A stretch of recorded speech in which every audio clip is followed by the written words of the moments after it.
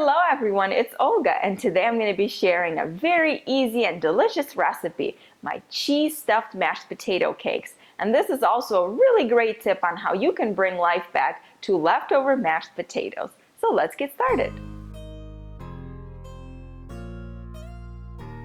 The ingredients that you'll need are 2.5 cups of mashed potatoes, 1.5 pounds, which is about 4 medium raw peeled potatoes, half a cup of farmer's cheese, 4 ounces of grated mozzarella cheese, 2 tablespoons of heavy cream, fresh minced herbs like parsley and chives, and then to season the mashed potato cakes you'll need salt, ground black pepper, half a teaspoon of garlic powder, and then also oil to brown the mashed potato cakes.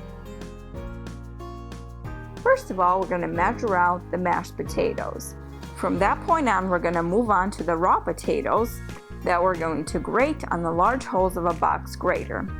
Place the grated potatoes into the center of a clean towel and squeeze out all the extra liquid. You'll be so surprised how much liquid will come out. Plus, a lot of it will be soaked into the towel. And you want to make those raw potatoes as dry as possible. I love using gold potatoes for this recipe because they have the perfect starchiness, not too much and not too little. Place the grated potatoes into a large bowl, followed by the mashed potatoes, and then season it with salt, ground black pepper, and then mix it all to combine. At first it might seem like it's never gonna come together, but trust me on this one. Keep mixing, put in a little elbow grease, and eventually it will become a smooth mixture.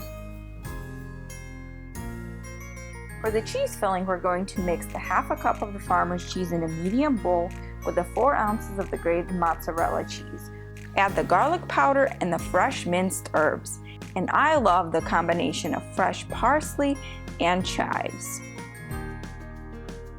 We're going to pour in about 2 tablespoons of heavy cream. You might want to add up to 4 tablespoons of heavy cream. Just start at 2 tablespoons and add more if you need it. You just want it to all come together, and the heavy cream acts as a binder in this case. Add a bit of salt and ground black pepper to taste. If you don't want to use farmer's cheese or you can't find it in a store, you can always substitute ricotta cheese or cottage cheese instead. They both work great. Now we're going to form the mashed potato cakes. Place about 1/4 cup of the potato mixture into the palm of your hand and flatten it out. Then put about a tablespoon of cheese filling into the center of the potato patty. Fold the edges of the potato around the cheese filling, then smooth out the surface and shape the mashed potato cake into an oval.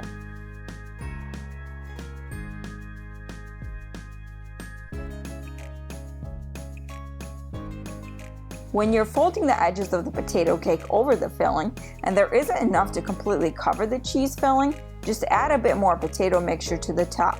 It's really important to have a good layer of potato around the cheese filling because otherwise it will ooze out when you're cooking. And we all know that's not a good thing because we want to keep all of that cheese filling inside. It's so good, why would we want to lose it?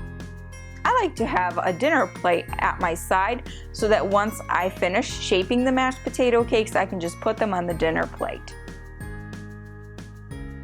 Turn on the stove to medium heat and pour in enough of the oil to cover the bottom of the skillet. Make sure the oil is hot enough before you add the mashed potato cakes to the skillet.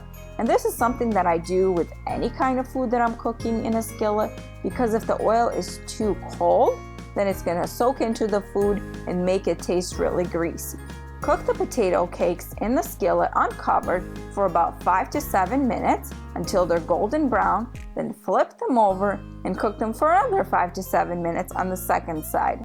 This gives the potato cakes enough time for the raw potatoes to cook all the way through and become soft, and at the same time, since the heat isn't too high, the potato cakes won't burn to a crisp.